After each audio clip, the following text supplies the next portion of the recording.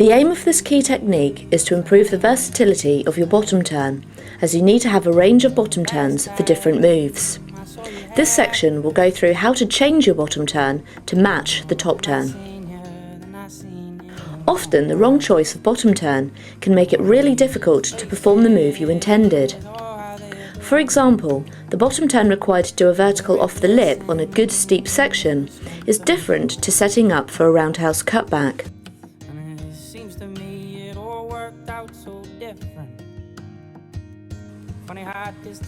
To do a vertical off the lip on a steep wave, you will need to delay your bottom turn until you reach the trough of the wave.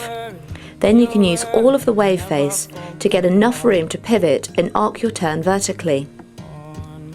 Key points include body compression so that you're super low, back foot toe pressure, trailing hand in the water, and lots of weight on the back leg as you rotate your hips and trunk.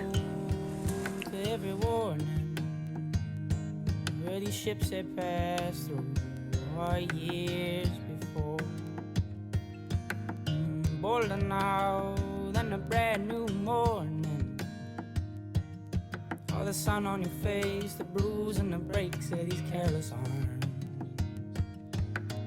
So hold your body strong in these winds of light.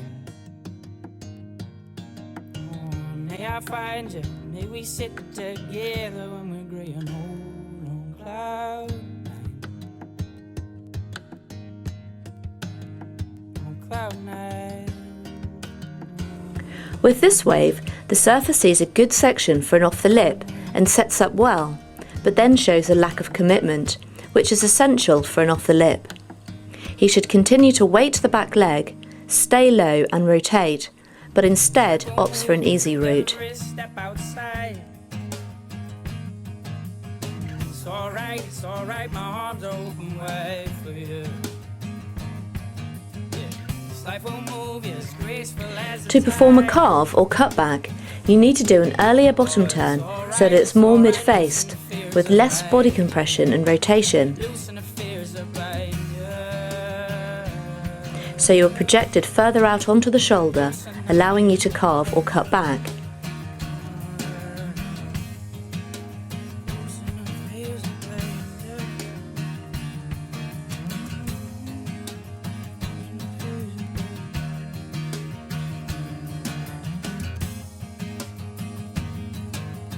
You need to decide which bottom turn you are going to perform as you are taking off.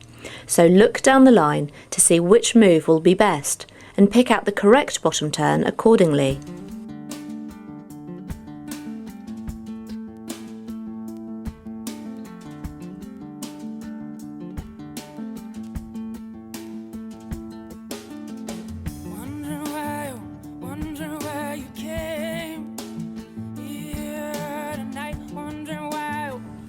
For backhand off the lips, a good tip is to open up your body as you come out of the bottom turn by extending your trunk. The rotation of your hips and the amount of weight on the back leg will determine the direction that you head. A heavily weighted back leg with lots of trunk and hips rotation will send you vertically up the face.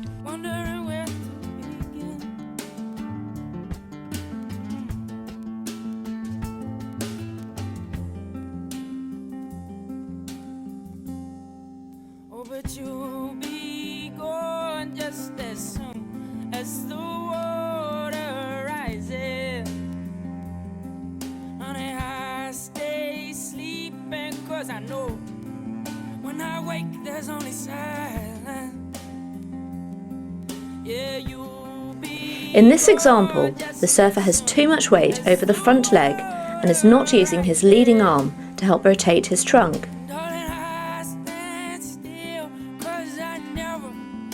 Foundations on surprises.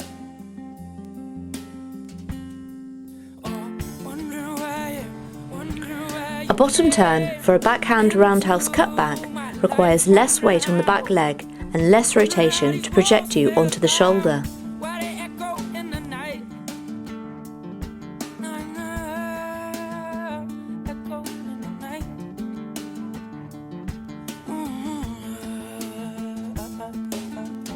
This surfer's bottom turn is executed as if he was going to do an off the lip, where with this section he should be setting up for a carving style turn instead. With this acute bottom turn in the trough, he hasn't projected far enough onto the shoulder to carve, and the section doesn't have a lip to perform an off the lip. On this wave, look how each bottom turn is different for each of the different moves performed on this wave. The first turn is a swooping carve, which is set by an early bottom turn so the surfer can get to the top of the green face quickly to make the most of this fun section. The bottom turn is projected diagonally onto the green face, compared to the next move bottom turn, which is in the trough and is projected vertically for an off the lip. This bottom turn requires lots of weight on the back leg, lots of rotation and commitment.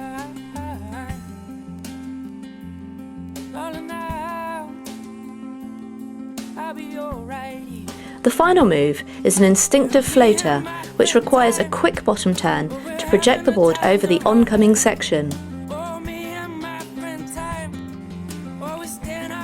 In this bottom turn, the surfer has no body compression. Although he does rotate his head, there is no hip and trunk rotation, which is key for turning. Without the turn, he stayed at the bottom of the trough for too long, so that he loses speed.